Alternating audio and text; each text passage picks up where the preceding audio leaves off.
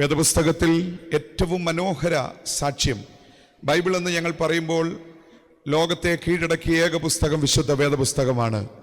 The book of the universe. അണ്ഡകടാഹത്തിൻ്റെ ഒരു പുസ്തകം ഏതെന്ന് ചോദിച്ചാൽ ലോകം മുഴുവൻ അംഗീകരിക്കുന്ന പുസ്തകമാണ് ഞങ്ങൾ പ്രസംഗിക്കുന്ന ദൈവവചനം. ഈ പുസ്തകത്തിൽ വിശ്വസിച്ച് ഈ സഭയുടെ ഒരു വിശ്വസ്ത അംഗമായിരുന്ന ഞങ്ങളുടെ വാത്സല്യ സഹോദരൻ, അദ്ദേഹത്തിൻ്റെ ഓട്ടം തികച്ച് പോയ അദ്ദേഹത്തിന് അവസാന വിടുവാങ്ങൽ നടത്തുന്ന ഈ സന്ദർഭത്തിൽ ഞങ്ങൾക്ക് നിങ്ങളോട് പറയുവാനുള്ള വാക്കുകൾ എന്നും ഒരാശ്വാസമായി തീരട്ടെ എന്ന് ഞങ്ങൾ പ്രാർത്ഥിക്കുന്നു. എന്തുകൊണ്ട് കർത്താവിൻ്റെ ദാസൻ ഉണ്ണികൃഷ്ണൻ അവർകൾ 47-ാമത്തെ വയസ്സിൽ നമ്മളെ വിട്ടുപോയി? അദ്ദേഹത്തിന് അല്പനാൾ കൂടി ജീവനോടെ ഇരിക്കാമായിരുന്നുവല്ലോ. എന്തുകൊണ്ട് അല്പം നേരത്തെ പോയി എന്ന് നമ്മുടെ എല്ലാവരുടെയും ഉള്ളിൽ ഒരു ചിന്ത വരുന്നു. അദ്ദേഹം എന്തുകൊണ്ട് പോയി എന്ന് നമ്മൾ ചോദിച്ചാൽ എടുത്ത് പറയുവാൻ പറ്റുന്ന ഏറ്റവും പ്രധാനപ്പെട്ട മറുപടി, അദ്ദേഹം ചോദിച്ച് ഈ ഭൂമിയിലേക്ക് വന്നവനല്ല. 47 വർഷങ്ങൾക്ക് മുമ്പ് അനുഗ്രഹിക്കപ്പെട്ട മാതാപിതാക്കൾക്ക് ദൈവം കൊടുത്ത ഒരു ദാനമാണ് ഈ വാത്സല്യ സഹോദരൻ. അദ്ദേഹം അനുഗ്രഹിക്കപ്പെട്ട ഒരു ഭവനത്തിൽ ജനിച്ചു വളർത്തപ്പെട്ട ഒരു പ്രിയപ്പെട്ടവനാണ്. ചോദിച്ച വീട്ടിൽ, ചോദിച്ച ദേശത്ത്, ചോദിച്ച മാതാപിതാക്കൾക്ക് വന്നവരല്ല പ്രിയ സഹോദരൻ ഉണ്ണികൃഷ്ണൻ ഉൾപ്പെടെ നമ്മൾ ആരും. ചോദിക്കാത്ത ദേശത്ത്, ചോദിക്കാത്ത വർഷത്തിൽ, ചോദിക്കാത്ത മാതാപിതാക്കൾക്ക്, ചോദിക്കാത്ത വീട്ടിൽ നമ്മളെ അയച്ച ഒരു സൃഷ്ടിതാവ് സകലർക്കുമുണ്ട്. ആർക്കും അത് നിഷേധിക്കുവാൻ പറ്റുകയില്ല. അങ്ങനെ ഈ ഭൂമിയിലേക്ക് വന്ന ഈ പ്രിയപ്പെട്ടവനെ അയച്ച ഒരു സൃഷ്ടിതാവ് ഉണ്ടെങ്കിൽ നമ്മളെ എല്ലാവരെയും സംബന്ധിച്ചിടത്തോളം മടങ്ങിപ്പോക്കിൻ്റെ ഒരു ദിവസവും ഈ സൃഷ്ടിതാവ് നിശ്ചയിച്ചു വെച്ചിട്ടുണ്ട്. 2 ആഴ്ച മുമ്പ് ഞാൻ നടത്തിയ ഒരു ഫ്യൂണറൽ സർവീസ് 15 വയസ്സുള്ള ഒരു ബാലൻ്റെ ആയിരുന്നു. 10ാം ക്ലാസ്സിൽ പഠിക്കുക, വെള്ളത്തിൽ പോയി കൂട്ടുകാരോട് കളിക്കാൻ പോയതാ. നമുക്കെല്ലാവർക്കും ഒരു ആയുസിൻ്റെ കാലഘട്ടം നമ്മുടെ സൃഷ്ടിതാവ് ഇവിടെ വെച്ചിട്ടുണ്ട്. അതാണ് നമ്മൾ കേട്ടത്. എബ്രായ ലേഖനം 9-ാം അധ്യായം 27-ാം വാക്യം. ഒരിക്കൽ മരണവും പിന്നെ ന്യായവിധിയും സൃഷ്ടിതാവ് നമുക്കായി നിയമിച്ചു വെച്ചിരിക്കുന്നു. It is appointed for men to die എന്ന ഒരു മരണ ദിവസം നമുക്ക് വേണ്ടി നമ്മുടെ സൃഷ്ടിതാവ് നിശ്ചയിച്ചു വെച്ചിട്ടുണ്ട്. അതിനെ ഓവർകം ചെയ്യുവാൻ മരുന്നിന് കഴിയത്തില്ല, ഡോക്ടേഴ്സിന് കഴിയത്തില്ല, ഹോസ്പിറ്റലുകൾക്ക് കഴിയത്തില്ല. മടങ്ങിപ്പോകാൻ ഒരു ദിവസം നിശ്ചയിച്ചു വെച്ചിരിക്കുക. ഒരു ജോലിക്ക് വേണ്ടി ഒരു ഉദ്യോഗാർത്ഥി അപ്പോയിൻമെന്റ് ലെറ്ററുമായി തനിക്ക് ഉദ്യോഗത്തിന് ക്ഷണിച്ച സ്ഥാപനത്തിലെ ബോസിന്റെ മുന്നിൽ അങ്ങ് തന്ന ലെറ്ററിന്റെ സമയമനുസരിച്ച് ഞാൻ വന്നിരിക്കുന്നു എന്ന് പറയുന്നത് പോലെയാണ് വേദപുസ്തകത്തിൽ നമ്മുടെ മടങ്ങിപ്പോക്കിനെ കുറിച്ച് ബൈബിൾ പറഞ്ഞിരിക്കുന്നത്. ദൈവം നിശ്ചയിച്ച ഒരു സമയം. ഈ പ്രിയപ്പെട്ടവനെ സംബന്ധിച്ചിടത്തോളം നമ്മുടെ എല്ലാവരുടെയും ആവേശവും സന്തോഷവും എന്ന് പറയുന്നത് അദ്ദേഹം ശുശ്രൂഷയിൽ അല്ലെങ്കിൽ ദൈവവചന പ്രഘോഷണത്തിൽ യേശുക്രിസ്തുവിൻ്റെ ഒരു പടയാളിയായി നിൽക്കുന്ന വിഷയത്തിൽ അദ്ദേഹം ശോഭിച്ചു നിന്നപ്പോൾ സ്വർഗം അദ്ദേഹത്തെ തിരികെ വിളിച്ചു. അദ്ദേഹത്തിൻ്റെ ജീവിതത്തെക്കാൾ അദ്ദേഹത്തിൻ്റെ മരണ ദിവസം അദ്ദേഹം ചെയ്ത ശുശ്രൂഷയും അദ്ദേഹം ഉയർത്തിയ യേശുക്രിസ്തുവിൻ്റെ നാമവും ഉയർത്തപ്പെടുവാനിടയായി തീർന്നു. അതാണ് ഏറ്റവും വലിയ ഭാഗ്യം. പെന്തക്കോസ്ത് സമൂഹത്തിൽ ഇന്ന് ബ്രദർ ഉണ്ണികൃഷ്ണനെ അറിയാത്തവരാരുമില്ലാത്ത വിധത്തിൽ കഴിഞ്ഞ ചില ദിവസങ്ങൾ കൊണ്ട് അദ്ദേഹത്തിൻ്റെ പ്രസംഗം എയറിൽ സഞ്ചരിച്ചു കൊണ്ടിരിക്കുക. അദ്ദേഹത്തിൻ്റെ സാക്ഷ്യം അനേകരെ സ്വാധീനിച്ചു കൊണ്ടിരിക്കുക. അനേകരോട് അദ്ദേഹം പ്രസംഗിച്ച പ്രസംഗം വാദിച്ചു കൊണ്ടിരിക്കുക. അനേകരെ ക്രിസ്തുവിലേക്ക് ആ വാക്കുകൾ ആകർഷിച്ചു കൊണ്ടിരിക്കുക. നമ്മളെക്കുറിച്ചുള്ള ദൈവത്തിൻ്റെ ഉദ്ദേശം എത്ര ശ്രേഷ്ഠമാണ്. Praise the Lord. ഊസ് ദേശത്ത് യോബ് എന്ന് പേരുള്ള ഒരുവനുണ്ടായിരുന്നു. അവൻ്റെ ജീവിതത്തിൻ്റെ പ്രത്യേകത, ഇത്ര കറ തീർന്ന സാക്ഷ്യം പറഞ്ഞിരിക്കുന്ന ഒരു മനുഷ്യൻ വേറെയില്ല. അവൻ നിഷ്കളങ്കനും നേരുള്ളവനും ദോഷം വിട്ടകന്നവനും യഹോവാ ഭക്തനുമായിരുന്നു. ഞങ്ങളെ സംബന്ധിച്ചിടത്തോളം പ്രിയ സഹോദരൻ ഉണ്ണികൃഷ്ണൻ്റെ സാക്ഷ്യം ചോദിച്ചാൽ ഇവിടെ അദ്ദേഹത്തെ അടുത്തറിയാവുന്നവർ എല്ലാവരും പറഞ്ഞത് എത്ര ശ്രേഷ്ഠമേറിയ ഒരു സാക്ഷ്യമായിരുന്നു. ദൈവം നിശ്ചയിച്ച സമയത്തിൽ കർത്താവിൻ്റെ ദാസൻ നമ്മളെ വിട്ട് തിരികെ പോയി. അതാണ് സംഭവിച്ചിരിക്കുന്നത്. രണ്ടാമതൊരു കാര്യം ഞാൻ മാന്യ സമൂഹത്തോട് ചോദിക്കട്ടെ. നമുക്കെല്ലാവർക്കും അറിവുള്ള കാര്യമാണ്. എന്നാൽ ബൈബിൾ പറയുന്നു മരണശേഷം എന്ത് എന്നുള്ളൊരു ചോദ്യം. എന്താണ് ഇനിയും സംഭവിക്കുന്നത്? ഞാൻ ദീർഘമാക്കിയില്ല. മരണശേഷം എന്ത്? ഉണ്ണികൃഷ്ണൻ നമ്മളെ വിട്ടു പോയി. ഇനിയും എന്താണ് സംഭവിക്കുന്നത് എന്നുള്ള ചോദ്യത്തിന് ഉത്തരം നൽകിയിരിക്കുന്ന പുസ്തകം ഞങ്ങൾ പ്രസംഗിക്കുന്ന വേദപുസ്തകമാണ് ആധികാരികമായി ഉത്തരം നൽകിയിരിക്കുന്നത്. മരണശേഷം എന്ത് എന്നുള്ള ചോദ്യത്തിന് ഈ ലോകം കണ്ട ഏറ്റവും വലിയ ജ്ഞാനിയായ മനുഷ്യൻ, ജ്ഞാനികളിൽ ജ്ഞാനിയായ ശലോമോൻ എന്നൊക്കെയാണ് അദ്ദേഹത്തെ വിളിക്കുന്നത്. അതുപോലൊരു ജ്ഞാനി ഇതിനു മുമ്പും അതിന് ശേഷവും ഈ ഭൂമിയിൽ ഉണ്ടായിട്ടില്ല. അദ്ദേഹം ഈ പുസ്തകത്തിൽ ചില പുസ്തകങ്ങൾ, അധ്യായങ്ങൾ അദ്ദേഹം എഴുതിയ കൂട്ടത്തിൽ അദ്ദേഹം എഴുതിയ ഒരു പുസ്തകമായ സഭാപ്രസംഗിയുടെ പുസ്തകം, അതിനകത്ത് വളരെ വ്യക്തമായി അദ്ദേഹത്തിൻ്റെ 10ാം അധ്യായത്തിൽ അദ്ദേഹം എന്താണ് മരണശേഷം എന്നുള്ള ചോദ്യത്തിന് ഉത്തരം നൽകിയിട്ടുണ്ട്. 7ാം അധ്യായം, സഭാപ്രസംഗിയുടെ പുസ്തകം 7ാം അധ്യായം 10ാം വാക്യത്തിൽ അദ്ദേഹം ഉത്തരം നൽകിയിരിക്കുന്ന ഒരു ഉത്തരം ഇങ്ങനെയാണ്: മരണശേഷം മനുഷ്യൻ തൻ്റെ ശാശ്വത ഭവനത്തിലേക്ക് പോകുന്നെന്ന, സ്വന്തം വീട്ടിലേക്ക് പോകുന്നു. ഡോക്ടർ CT ലൂയിസ് ഊട്ടി അവർകൾ ഉണ്ണികൃഷ്ണൻ ബ്രദർ ചമച്ചിയ ഒരു ഭവനത്തെക്കുറിച്ച്, അതിനെ അദ്ദേഹം ആഗ്രഹിച്ച വിഷയത്തെക്കുറിച്ച് ഇവിടെ പറയാനിടയായി. പക്ഷേ അത് ഉണ്ണികൃഷ്ണൻ ബ്രദറിൻ്റെ സ്വന്തം വീടല്ലായിരുന്നു. സ്വന്തം വീടല്ലായിരുന്നു.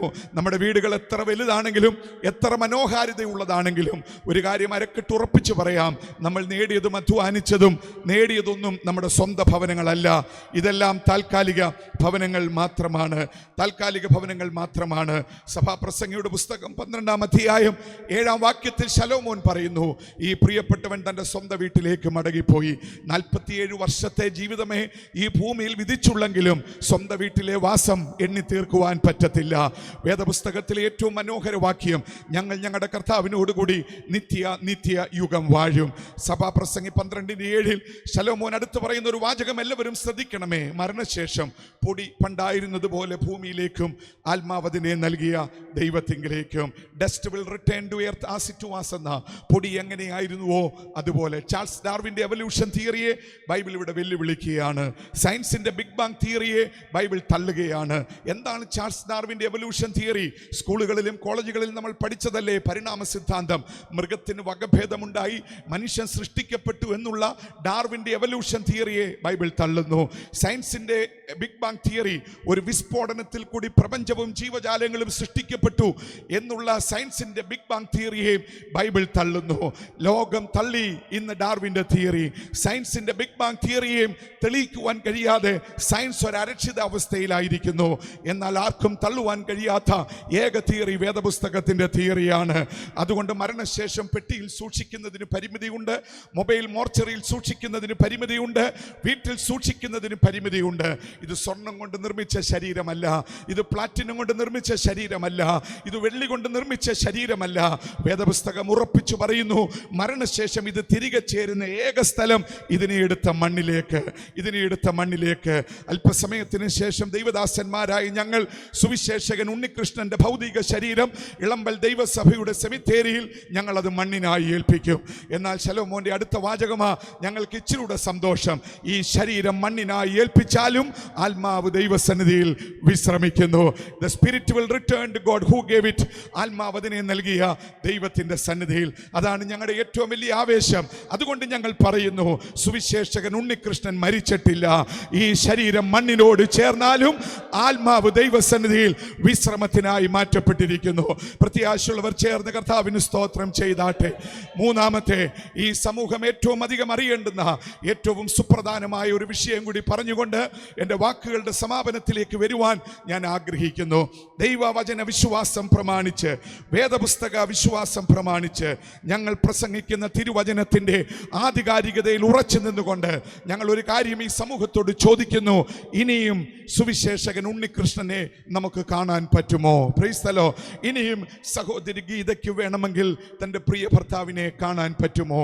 കുഞ്ഞിന് കാണാൻ പറ്റുമോ? മാതാക്കൾക്ക് കാണാൻ പറ്റുമോ? ഞങ്ങൾ വിശ്വസിക്കുന്ന ദൈവത്തിൻ്റെ വചനം അരക്കിട്ടുറപ്പിച്ചു പറയുന്നു, നമുക്ക് വീണ്ടും കാണാൻ പറ്റും. Praise the Lord. നമുക്ക് വീണ്ടും കാണാൻ പറ്റും.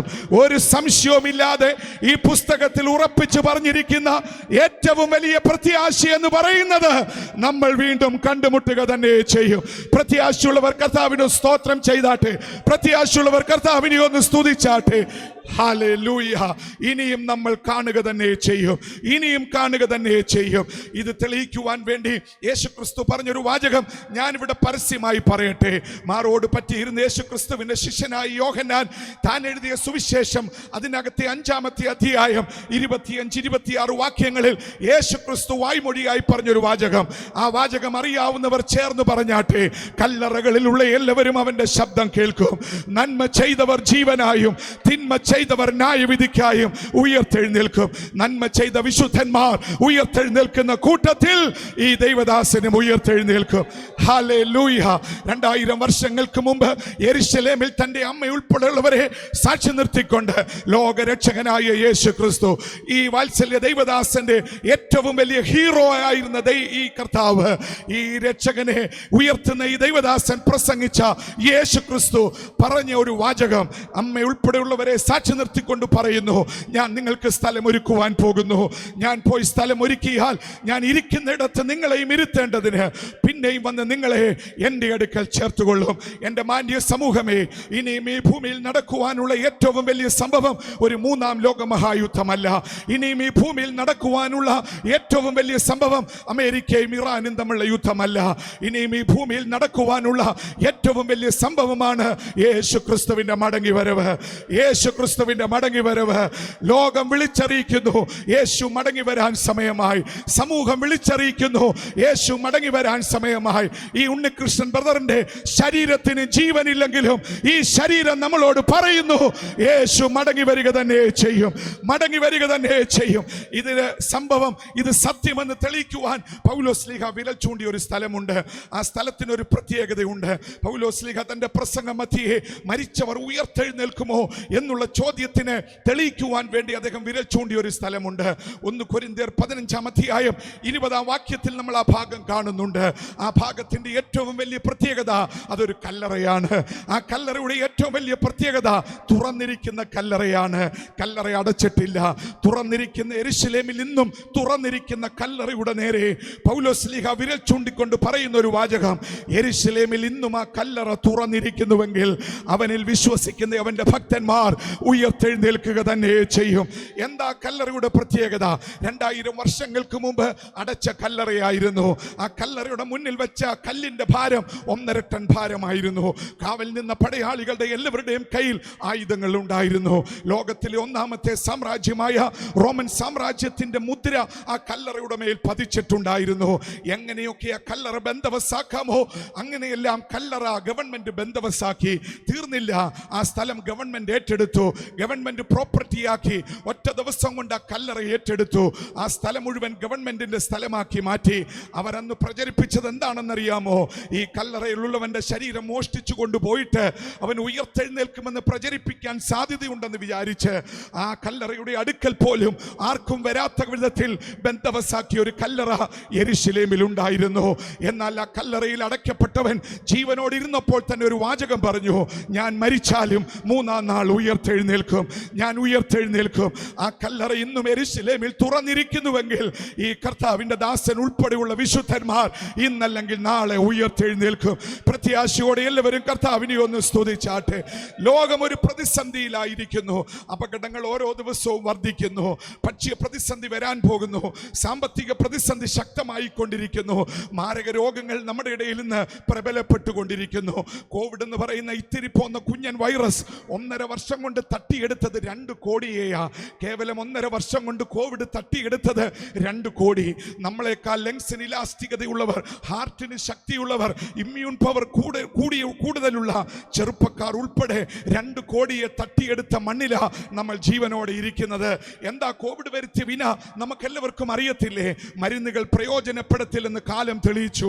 ഹോസ്പിറ്റലുകൾ നമ്മളെ രക്ഷിക്കത്തില്ലെന്ന് കാലം തെളിയിച്ചു. ഹല്ലേലൂയ. ഇവിടെയുള്ള ഡോക്ടർമാർ ഇന്നല്ലെങ്കിൽ നാളെ നമ്മുടെ മുന്നിൽ കൈമലർത്തി കാണിക്കുമെന്ന് കാലം തെളിയിച്ചു. ഡോക്ടേഴ്സിന് രക്ഷിക്കാൻ കഴിയാത്ത ഒരു ജീവിതമാണ് നമ്മുടെ ജീവിതം. മരുന്നിന് പിടിച്ചു നിർത്തുവാൻ കഴിയാത്ത ഒരു ജീവിതമാണ് നമ്മുടെ ജീവിതം. ഹോസ്പിറ്റലുകൾ ഇന്നല്ലെങ്കിൽ നാളെ നമ്മളെ പുറന്തള്ളുന്ന ജീവിതമാണ് നമ്മുടെ ജീവിതം. ഇവിടെ കണ്ടവരും കേട്ടവരും അറിഞ്ഞവരും ഒക്കെ നമ്മളെ രക്ഷിക്കത്തില്ല, ഇന്നല്ലെങ്കിൽ നാളെ നമ്മളെ കുറിച്ച് പറയുന്ന സാക്ഷ്യം നമ്മൾ കേൾക്കേണ്ടി വരും. എന്നാൽ ഇന്നേക്ക് 2000 വർഷങ്ങൾക്ക് മുമ്പ് പള്ളിപ്രമാണികളെയും പരീശന്മാരെയും സാക്ഷി നിർത്തിക്കൊണ്ട് യെരുശലേമിൽ ഒരു സാധാരണക്കാരനായ മനുഷ്യൻ വിളിച്ചു പറഞ്ഞ വാചകം, ഈ സുവിശേഷകന്റെ വിടവാങ്ങൽ സമ്മേളനത്തിൽ ആ വാചകം ഉയർന്നിരിക്കട്ടെ. ചേർന്ന് പറയാം, മറ്റൊരുത്തനിലും രക്ഷയില്ല, മറ്റൊരുത്തനിലും രക്ഷയില്ല. നാം രക്ഷിക്കപ്പെടുവാൻ ആകാശത്തിന്റെ കീഴിൽ മനുഷ്യരുടെ നൽകപ്പെട്ട ഒരേ ഒരു നാമം അറിയാവുന്നവർ ചേർന്നൊന്ന് പറഞ്ഞാട്ടെ, യേശു ക്രിസ്തു എന്ന നാമം, യേശു ക്രിസ്തു എന്ന നാമം. നാമം ഇന്നും മരിച്ചവരെ ഉയർപ്പിക്കും രക്ഷിക്കുവാൻ ശക്തിയുള്ള നാമം ഈ നാമമല്ലാതെ വേറെ ഒരു നാമമില്ല. ചേർന്ന് നമ്മുടെ കർത്താവിനെ ഒന്ന് സ്തുതിക്കാം.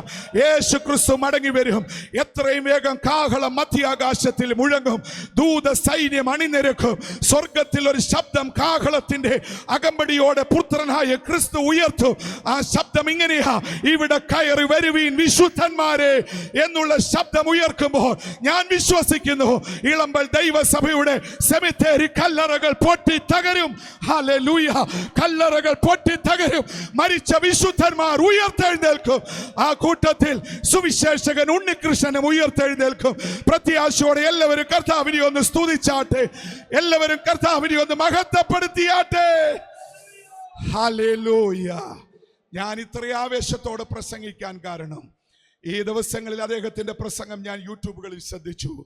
അദ്ദേഹത്തിന്റെ സാക്ഷ്യം പാസ്റ്റർ ഫിന്നി ജോസഫ് ഉൾപ്പെടെ പാസ്റ്റർ കെ റജി ഉൾപ്പെടെയുള്ള ദൈവദാസന്മാരിൽ നിന്ന് ഞാൻ കേട്ടു. എനിക്ക് ഇദ്ദേഹത്തെ മുഖപരിചയമുണ്ട്.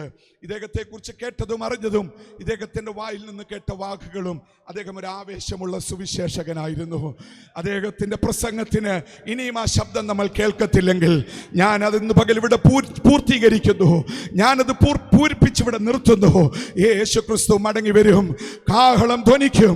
സുവിശേഷകൻ ഉണ്ണികൃഷ്ണൻ എന്ന ഞാൻ, അദ്ദേഹം പറയുന്നു, ഉയർത്തെഴുന്നേൽക്കുക തന്നെ ചെയ്യും. ഉയർത്തെഴുന്നേൽക്കുക തന്നെ ചെയ്യും.